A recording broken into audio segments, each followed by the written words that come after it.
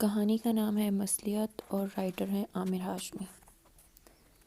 اگر ہم اپنے ارد گرد کا جائزہ لیں تو آپ کو چند ایسے لوگ اپنے دوستوں میں، عزیزوں میں، رشتہ داروں میں، ملنے جلنے والوں میں ضرور نظر آئیں گے جن کا مشغلہ صرف اور صرف یہ ہوتا ہے کہ کسی نہ کسی طرح کسی کی ایسی کوئی بات، ایسی غلطی یا ایسی کوئی کمزوری ہاتھ لگ جائے جس کا وہ فسانہ بنائے اور عزیزوں، رشتہ داروں میں، ملنے جلنے والوں میں ان کی عزت خراب کریں اور ان کی نیک نامی کو نقصان پہنچائیں۔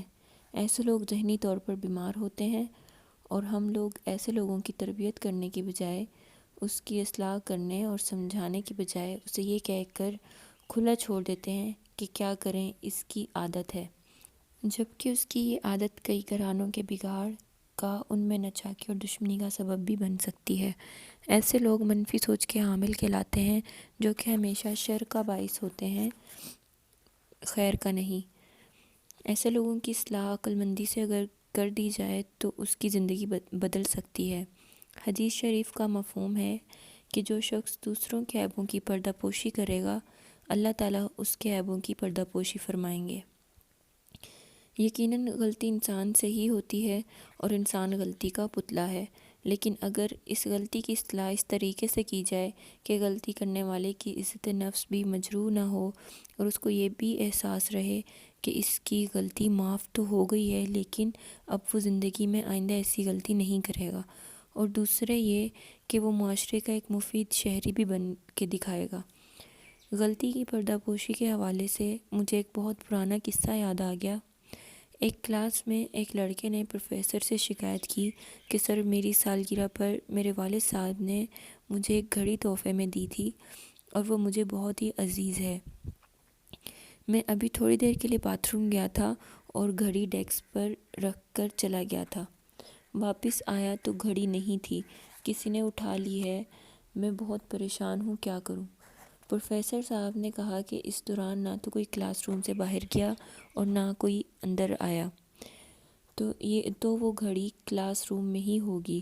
پروفیسر صاحب نے اس کا حل یہ نکالا کہ سب بچوں سے کہا اپنے اپنے رومال نکال لیں۔ پروفیسر صاحب نے سب کی آنکھوں پہ رومال باندھ دیے اور ایک ایک کر کے سب کی تلاشی لینا شروع کر دی۔ تلاشی کے دوران ایک لڑکے کے پاس سے وہ گھڑی نکل آئی۔ پروفیسر صاحب گھڑی کو لے کر اپنی کرسی پر بیٹھ گئے اور سب بچوں سے کہا اپنی آنکھوں سے رومال ہٹا دیں، اور جس بچے کی گھڑی چوری ہوئی تھی اس کو کہا بیٹا آپ یہ گھڑی لے لو اور اب احتیاط سے رکھنا۔ اب جس لڑکے کے پاس سے گھڑی نکلی تھی اس کی شرمندگی کی انتہا تھی کہ اب تو پروفیسر صاحب پوری کلاس کے سامنے مجھے شرمندہ کریں گے اور سزا بھی دیں گے، لیکن پروفیسر صاحب نے ایسا نہیں کیا۔ یوں دن گزرتے گئے اور لڑکے کالج سے پاس آؤٹ ہو کر اپنی اپنی زندگی میں محو سفر ہو گئے۔ چند سال بعد اسی کالج کی رینیون ہوئی تو اس میں جس شخصیت کو مہمان خصوصی طور پر بلایا گیا تھا وہ وہی اسٹوڈنٹ تھا جس نے کلاس میں گھڑی چرائی تھی۔ فنکشن ختم ہونے کے بعد وہ مہمان خصوصی اسی پروفیسر کے قدموں میں بیٹھ کر بولا، سر میں آپ کا وہی اسٹوڈنٹ ہوں جس کے پاس سے آپ نے گھڑی برآمد کی تھی۔ آپ نے آج تک کسی کو نہیں بتایا اور میری عزت رکھ لی۔ اگر آپ اس دن کلاس میں سب بچوں کو بتا دیتے تو شاید میں آج اس مقام پر نہ ہوتا اور میں ساری زندگی شرمندہ ہی رہتا۔ پروفیسر صاحب بولے بیٹا تمہیں یاد ہوگا میں نے تمام بچوں کی آنکھوں پہ رومال باندھ دیا تھا، تو بیٹا میں نے اپنی آنکھوں پر بھی رومال باندھ لیا تھا۔ مجھے بھی آج ہی پتہ چلا ہے کہ گھڑی تم نے چرائی تھی، اور بیٹا میں نے یہ عمل اس لیے کیا تھا کہ ہم ایک دوسرے سے شرمندہ نہ ہوں۔ یہ جو شرمندگی کا احساس ہوتا ہے نا، یہ انسان کو اندر ہی اندر سے کھوکھلا کر دیتا ہے، اور ایسا شخص زندگی میں کبھی آگے نہیں بڑھ سکتا۔ ہر معاملے میں سزا دینا ضروری نہیں ہوتا، مصلحت بھی کوئی چیز ہوتی ہے، اور استاد کا کام تو نسلوں کی بہترین تربیت کرنا ہوتا ہے۔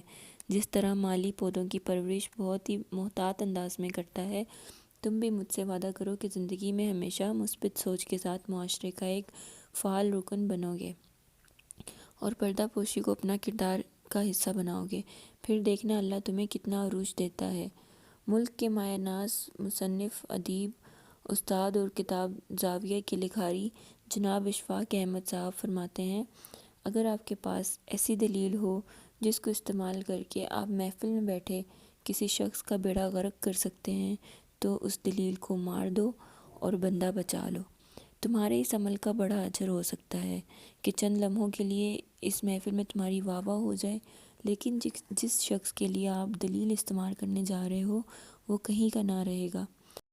ایک تاریخی واقعہ ملاحظہ ہو۔ ایک بار حضرت امام حسن رضی اللہ تعالیٰ عنہ اور امام حسین رضی اللہ تعالیٰ عنہ مسجد میں نماز کے لیے داخل ہوئے تو ان کی نظر ایک بزرگ پر پڑی جو کہ وضو کر رہے تھے۔ تو امام حسن رضی اللہ تعالیٰ عنہ اور امام حسین رضی اللہ تعالیٰ عنہ دونوں ان بزرگ کے دائیں اور بائیں بیٹھ کر بزرگ سے بولے کہ آپ ذرا ہم میں فیصلہ فرما دیجئے کہ ہم میں سے کون وضو صحیح کرتا ہے۔ جب دونوں وضو کر چکے تو وہ بزرگ بولے، بیٹا آپ دونوں ہی صحیح وضو کر رہے تھے، میں ہی غلط تھا۔ یہ ہے وہ طریقہ، وہ سلیقہ کہ جس سے نہ تو ان بزرگ کی دل آزاری ہوئی اور امام حسن رضی اللہ تعالیٰ عنہ اور امام حسین رضی اللہ تعالیٰ عنہ کے عمل نے ایسی اصلاح فرمائی کہ ادب بھی برقرار رہا اور کیا خوبصورت انداز میں ان کی غلطی کو بھی سدھار دیا۔ ہم اگر ذرا سی سمجھداری اور مصلحت سے کام لیں تو ہم احسن انداز سے بھی کسی کی اصلاح کر سکتے ہیں اور دوسرے کی عزت نفس مجروح کیے بغیر اس کو صحیح راہ پر ڈالا جا سکتا ہے۔ آپ کے اس عمل سے نہ صرف آپ کو تسکین ہوگی بلکہ ہمارا پیارا دین بھی ہمیں یہی درس دیتا ہے۔ اس طرح کی مزید ویڈیوز کے لیے ہمارے چینل کو لائک کریں، سبسکرائب کریں اینڈ شیئر کریں۔ Thank you.